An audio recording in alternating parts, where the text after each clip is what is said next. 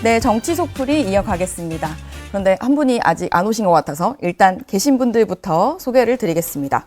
빠른 이슈 선점과 차가운 이성적 분석으로 아이스 펀치를 날리는 강찬호 중앙일보 논설위원님 모셨습니다. 네, 안녕하십니까. 안녕하십니까. 야당의 야무진 야망남, 꿈이 뚜렷한 남자 이민찬 국민의힘 미디어특위 부위원장 오셨습니다. 안녕하세요. 네, 지금 빈자리긴 한데요. 바로 오실 분이라서 내부엔 쓴소리, 외부엔 철통 방어로 맞서는 스마트한 스피커, 성치훈 더불어민주당 부대변인입니다. 오늘 새로운 얼굴인데, 새로운 얼굴이라서 마지막에 오시는 건지 모르겠지만 아마 얘기를 하고 있으면 오실 거라 오시면 제가 한 번 더 소개를 해드리겠습니다. 네, 강찬호 의원님 오늘 첫 속풀이는 어떤 걸 해볼까요? 네, 지금 공천 헌금 의혹이 끊이질 않고 있습니다. 네. 민주당발 특히 김경비 이제는 전 원내대표가 된 네. 김병기 의원. 김병기 의원의 이제 공천 헌금 의혹이 두 가지가 있죠. 하나는 이제 강선우 의원의 또과의 대화 녹취록에서 나온 김경시 의원의 1억 원 공천 문제, 1억 원 공천 헌금 문제. 그게 하나가 있고. 근데 그것보다 더 먼저 터진 게 바로 2024년 그 재작년 총선 때 그때 터진 공천 헌금 논란인데 이거는 다시 그 2년 그 전에 2020년 총선인가요? 아, 24년. 2020년 총선 당시에 24년? 아니요, 2024년에 네. 터졌는데 네, 터졌죠. 공천 헌금의 내용은 네. 2020년도 총선을 앞두고 그 김병기 의원이 구의원 2명한테 뭐 2천여만 원, 그쵸. 3천여만 원 받았다는 거잖아요. 네. 3천만 원. 예, 그런 의혹을 당시에 이제 그 이수진 당시 이제 민주당 의원이 방송에서 얘기를 했고 그랬는데 그게 유야무야가 된 사건입니다. 그런데 이 당시에 녹취가 있었다. 그러니까 쉽게 말하면 이수진 전 당시 의원이 네. 보좌관을 시켜서 이것을 당시 그 이재명 대표의 이제 비서의 핵심이라고 할 수 있는 김현지 씨한테 그 진술을 전달했는데, 당시 대표실로 전달을 그 했는데 과정이 다 녹취가 돼 있다. 그 보좌관, 해당 보좌관이 녹음을 해가지고 녹취가 돼 있다는 얘기였습니다. 지금 민주당에서 가장 이제 사실 강하게 부인하고 있는 거는 김현지 씨와의 그 연관성에 없다는 거예요. 그 당시에 대표실에 근무하지도 않았기 때문에 그 김현지 씨가 이것과 관련돼 있다는 건 말도 안 되는 거짓 주장이다라고 하고 있는데 지금 이수진 전 의원 쪽에 그 보좌관이 당시에 그 과정을 녹취를 해가지고 그 녹취 파일을 지금 이수진 전 의원이 갖고 있고 그것은 저도 확인을 했을 때 그 인터뷰를 통해서 저도 그 같은 취재를 하셨군요. 이수진 전 의원이 그걸 여러 개를 갖고 있다. 그러니까 그 음성 파일을 여러 개를 갖고 있다는 것을 제가 확인을 했습니다. 그러니까 이수진 전 의원의 보좌관과 예. 이제 그 김현지 당시 이제 네. 의원실의 보좌관이었겠죠. 아니요, 김현지죠, 김현지 씨죠. 네, 김현지 씨가 통화를 일종의 했다. 통화 내지 직접 접촉. 왜냐면 이제 가서 진술서를 줘야 되니까. 그게 이제 2023년 12월 15일경인데요. 그때 이제 그 보좌관, 뭐 A씨라고 하겠습니다. A씨가 김현지를 하고 접촉을 해서 그 진술서를 넘겨주고, 그래서 김현지 씨가 그 당시 이것을 보고, 뭐 윤리감찰단 쪽으로 넘길 이런 뜻을 시사를 했고, 그런 것들이 다 녹취가 돼 있다는 겁니다. 그런데 그 이후에 감감무소식이에요. 그래서 이제 그 보좌관이 다시 김현지 씨한테 전화를 해서 어떻게 되냐 하니까, 윤리감찰단에 넘어갔다고 한다. 거기서 뭐 조사한다고 한다. 이런 식으로 이제 얘기가 됐다는 것인데, 이후에도 계속 감감무소식이라 해를 넘겨갖고 2024년 2월 달에 돼가지고 다시 이제 감찰단에 전화를 해보니까, 아니, 그거 제가 취재한 내용은 이래요. 이수진 전 의원한테 들은 얘기는, 아니, 그거 우리는 들은 바 본 바가 없다. 그리고 지금 선거철이어가지고 제보가 많아서 그런 건 되게 검증위로 그냥 바로 가는 걸로 안다. 이런 식으로 했다는 거예요. 근데 검증위가 누구냐면 바로 검증위원장의 김병기 의원이에요. 즉 김병기 의원의 공천 헌금 논란 문제를 김병기 의원의 조직으로 넘겼다는 겁니다. 그러니까 이게 지금 바로 넘어간 거 아니냐. 김현지 씨한테 줬더니 이게 하여간 그쪽으로 바로 넘어간 거 아니냐라는 것이 이수진 전 의원 쪽 그리고 그 보좌관의 이야기인 것입니다. 그렇죠. 어제 김지호 대변인이 입장문을 올리기도 했는데 네. 이제 본인이 그때 당대표실에서 근무했는데 네. 전혀 그 김현지 실장과 관계가 없다. 요게 포인트인데요. 그러니까 쉽게 말하면 글을 올렸죠. 이수진 전 의원 쪽은 이런 얘기입니다. 한마디로 이제 어쨌든 이재명 대표한테 이게 전달이 돼야 되니까. 그럼 이재명 대표한테 전달이 되면 일반적으로는 대표실 거기 비서들한테 주지요. 그런데 그 역할을 맡은 보좌관이 네. 이런 거는 이재명 대표 측근 그 비서 중에서는 결국 김현지 씨다. 그래서 김현지 씨한테 줘야 된다. 그래서 김현지 씨한테 갖고 간 거라는 거예요. 이수진 전 의원의 측에 보좌관. 네, 이수진 전 의원의 보좌관한테 이수진 의원은 시켰죠. 네. 이거 이재명 대표 측에 전달하라. 그렇죠. 그랬더니 그 보좌관이 그럼 누구한테 전달하냐면 이런 경우에는 김현지 씨한테 전달하는 게 가장 이제 효과가 있다, 적절하다. 이렇게 해서 근데 그 당시에 이수진 전 의원은 김현지 씨의 그 위세가 어느 정도인지 몰랐대요. 그냥 그런 사람도 있나 보다 해서 그럼 그 사람한테 줘라 이렇게 된 거죠. 그래서 김현지 씨한테 갖다 줬다는 건데 따라서 이수진 전 의원의 입장은 이겁니다. 김현지 씨가 당시에 대표실에서 근무했느냐 의원실에서 근무는 중요하지 않다. 이재명 대표한테 보고하려면은 가장 중요한 길목을 주는 게 맞는데 그게 김현지 씨였기 때문에 김현지 씨 준 거다. 아닌 말로 그러면 김현지 씨를 복도에서 만나서 화장실 앞에서 줬으면 무슨 화장실에서 줬다고 할 거냐? 그러니까 이런 식의 그 말 돌리기는 민주당의 지금 그야말로 그 변명 그냥 핑계거리에 불과하다 이런 얘기입니다. 우리 오늘 속풀이 새 멤버를 소개하고 네. 넘어가겠습니다. 안녕하십니까? 네, 네. 반갑습니다. 성시윤입니다. 네, 오늘 처음 오셨는데 제가 소개를 다시 아까 했는데요. 한 번 더 하겠습니다. 네. 내부엔 쓴소리, 외부엔 철통 방호로 맞서는 스마트한 스피커. 성치훈 더불어민주당 부대변인 모셨습니다. 매우 네. 부담스러운 네. 설명이네요. 속풀이 잘 부탁드립니다. 조금 전에 이제 취재한 내용과 함께 예. 열변을 토하며 이제 속풀이를 하자라고 해주셨는데요. 일단 성치훈 부대변인 생각부터 들어볼까요? 일단 그 작년 2년 전이 됐네요 벌써. 24년 총선 시기에 그리고 뭐 이수진 의원이 말하는 뭐 23년 말 뭐 그때라면은 김병기 의원의 중량감이 지금과 같지 않았거든요. 그러니까 김병기 의원에 관련된 탄원서가 따로 뭔가 보고될 정도의 무게감은 아니었다는 말씀을 드리고 싶고요. 네. 총선 때 탄원서는 수천 건이 들어옵니다. 보통 의원 한 명당 엄청나게 많은 네. 보통 현직 의원에 대한 탄원서가 엄청나게 많이 들어오죠. 왜냐하면 현직 의원이니까 견제를 당하는 것 아니겠습니까? 그렇기 때문에 뭔가 당대표실에서 이거를 뭉개려고 했다면 윤리감사 그 감찰단으로 안 넘어갔을 거예요. 근데 이러려고 했다면 우리 안 네, 넘어갔을 그쵸. 거다. 뭔가 킵하고 있었겠죠. 김병기는 우리 측근이니까 넘기지 말자라고 했겠죠. 근데 윤리감찰단은 넘어갔고, 다만 저는 그 당 내에서 이거 뭔가 조사를 하고 밝혀야 되는 부분은 윤리감찰단에서 필터링을 하고 넘길 때 적어도 검증위원장 김병기가 있는 검증위에는 김병기 당시 검증위원장 관련 건은 이해충돌이니까 넘기지 말았어야죠. 그것까지 다 넘긴 거는 전 그건 문제라고 생각합니다. 그렇기 때문에 넘기는 과정에서 무슨 시스템적 문제가 있었는지에 대해서는 당이 밝힐 필요가 있다고 생각을 해요. 하지만 그것 관련돼서 뭐 예를 들면 그 당시 김현지 의원실 보좌관이 네. 뭔가 전화를 받았다든가 이런 것들이 그 김현지 그 당시 보좌관이 뭉갰다는 증거가 될 수는 없다는 거죠. 그렇기 때문에 다만 제가 말씀드린 것처럼 당 차원에서는 그 당시 전체 공천 시스템에 대한 의구심을 줄 수 있는 사안이기 때문에 제가 말씀드린 포인트는 좀 밝혀주는 게 필요하다고 저도 보고 있습니다. 여기 관련해서 제가 말해도 이민찬 부위원장이 이민찬 먼저 하세요. 눈빛을 계속 보내고 네, 있습니다. 말씀하시다 한 번도 말씀 못 하셔서 아니, 하셔야 돼요. 김병기 원내대표의 무게감을 말씀해 주셨는데 저는 크게 동의하기가 어려운 게 김병기 의원이 당시에는 이 검증을 담당하는 역할을 했어요. 검증을 담당하면서 어떤 걸 했습니까? 비명횡사, 친명횡재의 정점에 있었단 말이에요. 그렇기 때문에 무게감이 남달랐다고 외부에서는 볼 수밖에 없는 부분이 있고, 그런데 그분에게 그 투서를 그대로 갔다는 건 이건 민주당 내부에서 조직적으로 은폐를 했다고밖에 볼 수 없는 그런 부분이라고 보여지고요. 저는 개인적으로 이 김병기 의원과 강선우 의원 두 분이 지금 민주당에서 가장 논란이 되는 분들이잖아요. 그런데 당내에서 굉장히 두 사람에 대한 태도가 다릅니다. 강선우 의원은 논란이 커지니까 바로 제명시켰어요.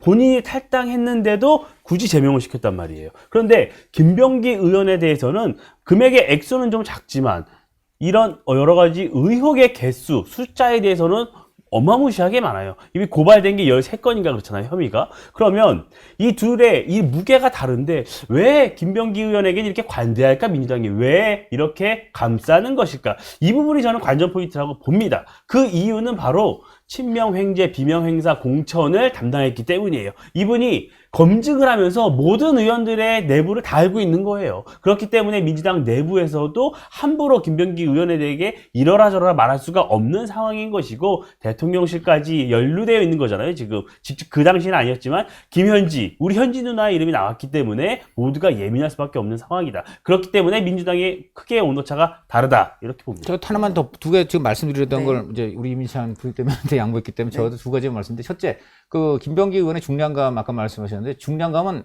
핵병기 수준이었다 저는 기억해요. 왜 그러냐면 검증위원장도 어마무시한 그 요직이지만 그 다음에 공천관리위원회 간사를 또 맡았어요. 그러니까 검증위원장 단계에서 기본적인 팩트에 문제가 있으면 잘라요. 그러니까 그거 자체가 어마한 칼잡이입니다. 근데 그 권력 플러스 그래서 1차 관문은 겨우 통과해서 올라간 사람들을 다시 이제 핵심적으로 보는 게 공천관리위원회인데 거기서 또 간사를 맡았어요. 그러니까 또 거기서 큰 권력이죠. 그 다음에 그래서 이제 공천해갖고 어떤 지역은 경선이 확정되고 하잖아요. 그럼 경선관리위원장까지 맡아. 그러니까 3대 요직을 다 맡았다 이런 얘기가 나오고 있고, 그 다음에 이분이 더 놀라운 것은 자기 지역구인 동작구에서조차 검증위원장 역할을 해요. 이거는 말이 안 되거든요. 선수잖아요, 거기서는. 그럼 제척이 돼야 됩니다. 그런데 거기서도 지금 공천위원장, 검증위원장 해가지고 문제가 있는 사람들은 잘라내는 이런 역할을 했기 때문에 단수 공천이 됐습니다. 그 검증위원장, 공천관리위원장 간사한 사람이 자기 그 동작구 지역에서 단수 공천이 됩니다. 이게 도대체 어떤 권력이 있어서 이런 것을 다 그렇게 하는 것인지. 그렇기 때문에 그 당시에 좀 전에 말했듯이 친명행제, 비명행제 그 행사 공천에 아주 핵심 역할을 했다라는 점이 1번이고요. 그 다음에 두 번째는 지금 민주당의 그 최근에 김지호 부대변인가 그분 얘기가 김현지 씨가 관여가 없다. 이 부분 굉장히 강조하고 있어요. 대표실에 근무를 안 했는데 무슨 소리냐? 이 얘기를 강조하고 있는데 이게 지금 핵심으로 나왔잖아요. 그때 대표실에 준 게 아니라 김현지 씨한테 직접 이수진 전 의원의 보좌관이 갖다 줬다는 거고, 이수진 전 의원의 보좌관은 이후도 계속 김현지 씨랑 통화를 하면서 진척 상황을 체크를 했다는 겁니다. 그런데 이건 민주당이 굳이 김현지 씨는 대표실에서 근무 안 했기 때문에 김현지 씨하고는 관련이 없다라고만 계속 하고 있어요. 왜 이렇게까지 사실관계를 어떤 그 겉에 표장 같은 걸로 자꾸만 핑계를 대면서 김현지가 관련이 없다고만 하는 것인지, 이것도 너무 이상합니다. 예. 일단 두 가지 포인트인 것 같습니다. 중량감이 지금과 어떻게 다른가 있고, 그리고 강선우 의원과 김병기 의원에 대한 뭔가의 온도차가 있다라는 주장인 것 같은데요. 어떻게 보십니까? 일단 비명행사라는 단어와 좀 연관성이 있는 저기 때문에 네, 제가 뭐 당사자 아니세요? 그러니까 그만큼 이렇게 김병기 의원을 굳이 감싸주고 싶은, 또 객관적으로 해야 되는데, 그러니까 그렇게 뭐 그런 애도 불구하고 얘기를 하는 겁니다. 근데 아까 말씀하신 논설 의원께서 말씀하신 제척 사유는 전 해명해야 되는 부분이라고 말씀드렸어요, 분명히. 검증위원장인데 본인과 관련된 거를 왜 윤리감찰단에서 그대로 보냈는지. 그렇기 때문에 사실 어떻게 보면 그 김병기 전 원내대표의 보좌진들 손에 들어갔고 그게 지금 밝혀진 거잖아요. 밝혀졌잖아요. 그거는 전 잘못된 부분이라고 봐요. 당은 그거는 밝혀야 되는 부분이라고 보는데, 중량감차원, 제가 그래서 아까 말씀드린 게, 그러니까 지금 제가 말하는 중량감은 그때 아무 역할도 안 했다가 아니라 이미 지금 국민의힘에서 주장하고 싶은 거는 이재명 당시 대표가 김병기 의원을 어떻게 감싸주기 위해서 뭉개줬다, 이런 얘기를 끌고 가고 싶은 거잖아요. 그럴 정도의 인물은 아니었다고. 지금 그러니까 원내대표인 네, 상황과는 그러니까 다르다. 워낙, 그리고 친명원들 워낙 많아요. 그리고 그때 당선된 분들이 170명 거의 가까이 되기 때문에 엄청 많은 사람들이 있었기 때문에 굳이 그 한 명, 그 정도 중대한 사안이면 이 사람은 무조건 보호해줘야겠다, 그런 건 아니었을 것이다. 그리고 김현지 보좌관 얘기하는 거는 김현지 보좌관을 통해서 당연히 전달이 됐겠죠. 아무 역할 안 하진 않았겠죠. 그리고 팔로우업을 했겠죠. 근데 검증하는 역할에 있어서는 김현지 실장이 뭐 역할을 할 수는 없었을 거라고 말씀을 드리는 거기 때문에, 저는 그래서 김지호 대변인이 말한 거는 취지는 알겠으나 뭔가 너무 김현지는 아무것도 안 했어요라는 뉘앙스가 있기 때문에 국민을 설득하기에는 조금 더 조금 뉘앙스나 톤 조절이 필요하지 않았을까라는 말씀을 드리고 싶고, 강선우 의원이랑은 조금 다른 부분은, 그러니까 강선우 의원이 녹취록이 터졌을 때는 그때 박수현 수석 대변인 말이 불리하겠다고 한 게, 그때는 뭔가 그 녹취만으로 봤을 때는 김병기 원내대표가 그 녹취만 해서는 잘했어요. 왜냐면 거기서 이건 돌려줘야 된다, 부적절하다, 법적으로 이건 공천 안 줘야 된다. 근데 그 다음날 그 공천이 회의 안 갔잖아요.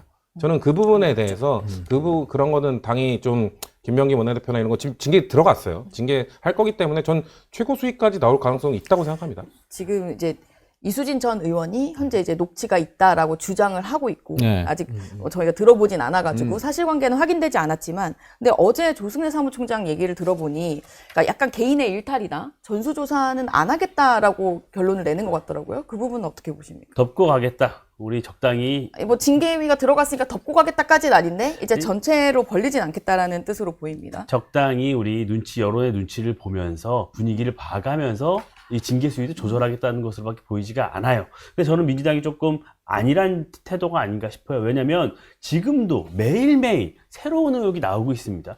과연 이런 상태에서 버틸 수 있을까 하는 생각이 드는 것이죠. 특히나 가장 핵심적인 문제는요, 경찰이 이 부분을 제대로 수사하지 않았다는 이 부분이에요. 그래서 경찰이 과거에 어떤 이런 진술서부터 탄원서까지 모든 자료를 갖다 줬고, 누구누구를 수사하면은 불러서 조사하면 모든 걸 규명할 수 있다는 가이드라인까지 제시해 줬는데, 경찰이 이 부분을 내사 종결했습니다. 그런데 그런 게 한두 건이 아니고 굉장히 여러 건이 고발이 되고 있는 상황이에요. 그러면 국민 입장에서는 그런 경찰에게 또다시 이 수사를 전담시킬 수 있겠는가? 하는 의문이 들 수밖에 없습니다. 그래서 국민의힘에서는 이 부분은 공천 헌금 부분, 여러 수사 무마 부분, 여러 가지 부분에 대해서 특검을 해야 된다는 거예요. 왜냐면 특검 너무나 잘 알잖아요. 특검은요, 권력을 가진 사람들에 대한 수사를 하는 겁니다. 야당 탄압할 때 쓰는 게 아니에요. 이럴 때 민주당이 만약에 특검을 수용한다, 그러면 여론은 더 오히려 민주당에 박수를 보낼 것입니다. 특검 수용하지 아니요. 않겠다라는 게 현재 민주당의 그렇죠. 입장이죠. 특검 왜냐면 지금 강선우 의원 징계했고 저는 뭐 개인 의견입니다만 김병기 의원에 대한 징계도 상당히 강하게 나올 거라고 보거든요. 그 말은 뭐냐면 민주당이라는 방패로 그 둘을 보호해주지 않겠다라는 선언이에요. 아마 저는 체포동의안 날라와도 통과시켜줄 가능성조차도 있다고 생각합니다. 그렇기 때문에 특검의 필요성은 없다는 말씀을 드리는 거고, 경찰 수사 관련해서는 지금 결국 국민의힘 경찰 출신 당시 친윤 핵심이 지금 관여돼 있다는 지금 폭로가 나왔잖아요. 그렇기 때문에 자 이제 그분 야당 됐습니다. 경찰 제대로 수사할 겁니다. 그리고 경찰이 사활을 걸어야 될 겁니다. 왜냐하면 지금 경찰 출신 국회의원 입김 때문에 무마했다는 거는 경찰 전체의 사실상 존재의 의미가 없어질 정도로 타격이에요. 그렇기 때문에 저는 경찰이 사활을 걸고 수사를 할 거라고 보기 때문에 만약에 경찰 뭐 중간 수사 결과나 이런 걸 봤을 때 에이 역시 봐주기 하네라는 분위기가 나오면 국민들이 그때 가서 야 이거 안 되겠다 특검 하라라고 할 겁니다. 하지만 지금까지는 저는 충분히 수사할 이런 역량과 의지를 보여주고 있기 때문에 특검의 필요성은 아직까지는 없다고 보이는 겁니다. 경찰이 사활을 걸어야 한다라고 이야기를 해주셨습니다. 예, 그리고 저희가 이제 두 번째 주제로 그럼 넘어가 볼까요? 새로 오신 멤버신 성치훈 네. 부대변인의 속풀이 어떤 속이 가장 궁금한가? 라는 부분이 궁금한데요. 이거 장동혁 대표의 네, 속이죠? 맞습니다. 네, 장동혁 대표의 속. 이제 목소리 활기를 띠시는 것 같아요. 갑자기 톤이 올라가 시간이 얼마 없는 것 같아서 너무 아쉬운데 네. 지금 8일쯤 당 쇄신안 발표한다고 하는데 네. 이 내용에 대해서 제가 물어보면 되는 건가요? 네, 맞습니다. 뭐 근데 이거 자유롭게 하시면 됩니다. 발표 안 했는데 전 알 것 같은데요.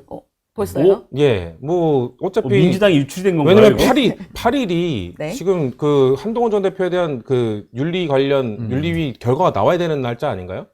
그때쯤까지 나와야 되는데 사실상 자 친한계 당헌단계 규정이 친한계 있다고 정리 했던 것 같습니다. 완료됐으니 이제 나를 중심으로 강하게 가자라는 발표가 쇄신이 될 건가? 저는 쇄신안이 사실상 쇄신이 아닐 거라고 보고 있기 때문에 국민의힘이 과연 장명호 대표 어떤 얘기 하시려고 하는 건지 저는 알겠지만 그래도 한번 국민의힘에서는 어떻게 보고 있는지. 제가 대표의 지난 속을- 시간에 여기서 네. 장동혁 대표의 속 얘기할 때 제가 미래를 준비하고 있다 하니까 굉장히 미래. 분위기가 싸늘했어요. 네, 악플도 달렸더라고요. 근데 제가 늘 일관되게 드리는 말씀이 있습니다. 이렇게 야당 대표가 이 나름의 쇄신안을 준비하고 있고 여러 가지 지방선거를 준비하는 입장에서 어떻게 하면 조금 더 국민으로부터 사랑을 받을 수 있을지를 준비하고 있는 것입니다. 그 안에는 여러 인적 쇄신 부분이 담겨 있고 어떻게 또한 새 피를 국민의힘에 수혈할지 이런 부분이 담길 것이고 야당으로서 어떻게 대여투쟁을 조금 더 이어나갈지 이런 부분까지 다 총망라해서 담겨 있을 것이기 때문에 조금 지켜봐 달라는 말씀을 드리고 싶어요. 그리고 윤리위 부분은 아직 윤리위원장 인선이 다 안 됐습니다. 그렇기 때문에 그 윤리위 규정 그 부분은 강행 규정이 아니기 때문에 조금 윤리위는 조금 시간을 두고 지켜봐 달라는 말씀 드립니다.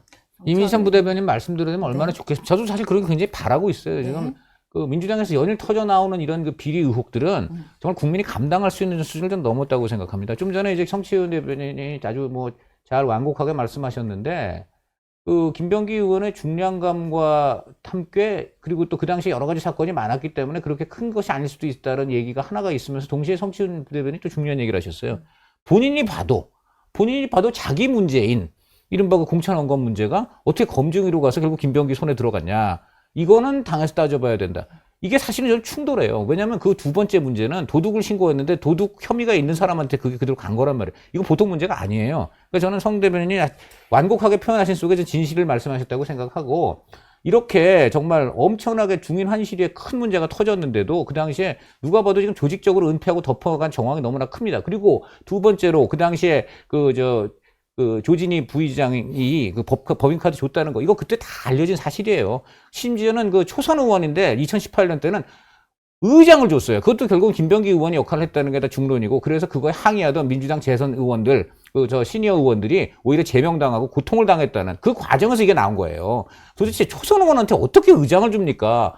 그런데 알고 보니까 그 초선원이 어떤 사람이었냐? 주택조합장을 해가지고요. 무려 1억 원 횡령 공갈로 자기가 더 편취한 그런 의혹이 나중에 드러나가지고 법정 구속까지도 되는 등 이런 굉장히 아주 죄질이 안 좋은 사람입니다. 이런 사람을 공천하고 거기다가 초선인데 의장을 주고 그다음에 다시 또 그 다음 지방선거에서 또 공천 주고 이번에는 그 당시는 민주당이 야당이 되니까 야당으로서는 최고진 부의장을 줍니다. 이런 것들을 모두 일어났는데 이런 게 지금 몽땅 다 경찰까지 협조해서 묻혀졌고 심지어 거기 국민의힘 의원까지 개입한 의혹까지 나오고 있더니 기가 막힌데요. 이런 것들에 대하여 지금 국민의힘에서 정작 문제가 된 그 의혹이 된 의원 조사한다는 말도 안 나오고 이러면서 지금 나온다는 게 결국은 단계 문제니 결국은 지금 당권 갖고 싸우는 이런 것만 하고 있으니까 지금 국민들은 제1야당을 버려야 된다는 얘기가 나오는 겁니다. 저는 1월 8일 날 좀 제대로 이런 문제에 대해서 좀 정권의 이런 어떤 비리 의혹에 대해서는 정말 합리적으로 분명하게 팩트를 갖고 싸우는 좀 그런 야당이 되길 바라고 또 하나는 이제 그 내분 문제는 합리적으로 좀 서로 간에 그 좀 잘 이제 해결을 하고 더 이상 안에서 싸우지 말고 밖에 문제를 갖고 싸우기를 바란다 말씀을 드립니다. 중간에 약간 장동혁 대표의 속에서 갑자기 주제가 너무 왔다 갔다 하신 바뀌었나라고 것 깜짝 놀라긴 했지만 하지만 다시 돌아왔습니다. 돌아왔잖아요. 원래 길로 제가 돌아왔습니다. 장황하게 얘기한 이유가 있습니다. 네, 지금. 이렇게 해서 돌아왔습니다. 그렇죠. 네. 장동혁 대표 이제 뭐 새신안도 새신안인데 최근에 이제 신년 간담회에서 새 인물들로 파격적인 공천 혁신 이런 발언을 하면서 약간 당내에서 구도가 좀 나뉘는 것 같더라고요. 이게 지방선거에도 영향을 많이 줄 것 같던데요. 이게 사실 오세훈 시장이 그 장동혁 지도부를 향해서 그 윤어게인 관련 발언을 했기 때문이잖아요. 근데 저는 그 발언 보면서 와, 이거는 오세훈 현직 시장도 공천 날릴 수도 있겠는데? 라는 느낌이 들더라고요. 그렇기 때문에 정말 저희 당도 그렇고 제가 지금 저도 한 15년 정치권에 있으면서 현직 시장이 그렇게 큰 문제가 없었는데 뭔가 당내 사안에 대해서 입장이 다르다는 이유로 이렇게 뭔가 당신 파격적인 인사로 바뀔 수 있어라는 경고성 메시지가 나온 적이 있는가? 저는 그렇게 본 적이 없거든요. 그렇기 때문에 이 정도 메시지는 저는 국민의 힘을 위해서 이거 괜찮은 거 아니라고 보거든요. 정말 다른 후보로 지금 저희 당도 유력 후보나 이런 사람들이 지금 정원구청장 박주민 의원 치고 나가는 이유가 서울 시민들은 강한 사람 안 좋아합니다. 조금 중도적이고 일 잘하는 사람, 일 얘기만 하는 사람 좋아하기 때문에 장동혁 대표가 원하는 윤어게인 세력 이런 거에 동조하는 사람은 아마 후보되기 어려울 텐데 선택받기 어려울 텐데 이런 발언 하신 게 저는 패차 아닌가? 라고 보는데. 아니, 저는 너무 이중잣대인 것 같아요. 또 저희 얘기하시는 건데. 다시 돌아가나요? 장동혁 대표 속을 얘기해달라니까요. 아니, 지방선거든 총선이든 가장 중요한 건 새 인물에 대한 수혈입니다. 정원호 청장 새 인물 아닌가요?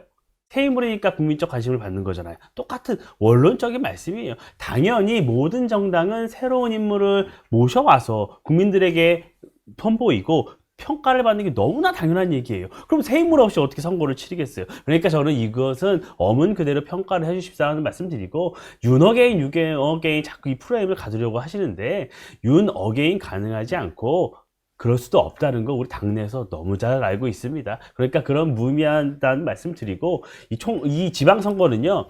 어쨌든 국민의힘이 지금 광역단체에서 현역 단체장이 많습니다. 그렇기 때문에 많은 사람들이 그 단체장들 대부분이 또 초선이에요. 그러다 보니까 새로운 도전자들이 많지 않은 부분은 현재 있는데 저는 뭐 선거 전에 도입하고 경선 스케줄이 나오면 굉장한 분들이 다시 뛰어들어서 경쟁이 날 것이라고 보고 누구에게 불이익을 준다. 누구를 모셔온다. 누구를 자른다. 요즘 시대에 그거 가능하지 않습니다. 국민의힘에서는 특히나 이런 그런 비명 행사 공천이 가능하지 않기 때문에 경선이 잘 이뤄질 겁니다. 국민의힘에는 친명 비명이 아예 없죠. 그러니까 좀 그렇고 농담이고 제 얘기인 겁니다. 두 가지 말씀드릴게요. 맞는데 새 인물 맞죠. 근데 왜 하필이면 오세훈 시장이 정말 그 장동혁 대표한테 참을 만큼 참았다. 진짜 이러면 안 된다라고 일가는 직후에 그럽니까? 왜 굳이 각근을 매는데 오얏나무까지 걸어가가지고 거기서 굳이 맵니까? 이러니까 의심을 받는 거고요. 그 다음 둘째, 민주당에서 새 인물을 내는 거 아니에요? 그거 당연하죠. 그거야 민주당은 지난번에 박원순 시장이 정말 그 입에 담을 수 없는 그런 여러 가지 문제 때문에 결국은 참 그분한테도 안 좋은 비극적인 상황이 터졌습니다만 아니 그러니까 거기는 새 인물을 안 낼 수가 없지 않습니까? 저는 그러니까 물론 그 임시한 부대변인의 뜻은 내가 잘 알겠지만 저는 이 경우에는 시점도 부적절했다고 봐요. 그러니까 왜 굳이 오세훈 시장이 나름 문제 제기를 한 직후에 굳이 저렇게 새 인물 얘기를 하느냐. 그런 얘기를 좀 드리고 싶습니다. 네, 알겠습니다. 오늘 오늘 뭔가 1시간 더 할 수 있을 것 같은데 시간 관계상 오늘 정치 속풀이 여기까지 하겠습니다. 감사합니다. 고맙습니다.